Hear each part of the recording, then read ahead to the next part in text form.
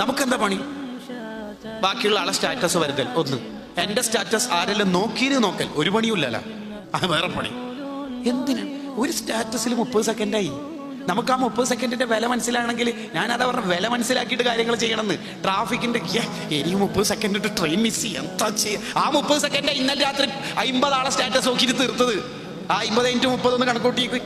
അത് റെയിൽവേയിലേക്ക് ഓടുന്ന സമയത്ത് ട്രാഫിക് ലൈറ്റിൽ കുടുങ്ങിയാൽ ഇനി 21 സെക്കൻഡ് 28 25 എന്താ ചെയ്യാ അല്ലെ? പക്ഷെ അത് ബാക്കിയുള്ള ആളെ സ്റ്റാറ്റസ് നോക്കുമ്പോൾ നമുക്കൊരു പ്രശ്നമില്ല, വിലയില്ല. മോനെ, ഈ 30 സെക്കൻഡ് കൊണ്ട് നിനക്ക് സ്വർഗം വാരിക്കൂട്ടാൻ പറ്റും. അതാണ് ഇബ്നുൽ ജൗസി തങ്ങൾ ഹിഫ്ളുൽ ഉംറ എന്ന കിതാബിൽ പറഞ്ഞത്.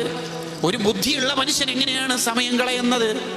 ഒരു സുബ്ഹാനല്ലാഹി വബിഹംദിഹി എന്ന ദിക്ർ ചൊല്ലിയാൽ സ്വർഗത്തിൽ ഒരു മരം അല്ലാഹു നൽകും. ഒരു സുബ്ഹാനല്ലാഹി വബിഹംദിഹി എന്ന ദിക്ർ ചൊല്ലാൻ 2 or 3 സെക്കൻഡേ വേണ്ടതുള്ളൂ.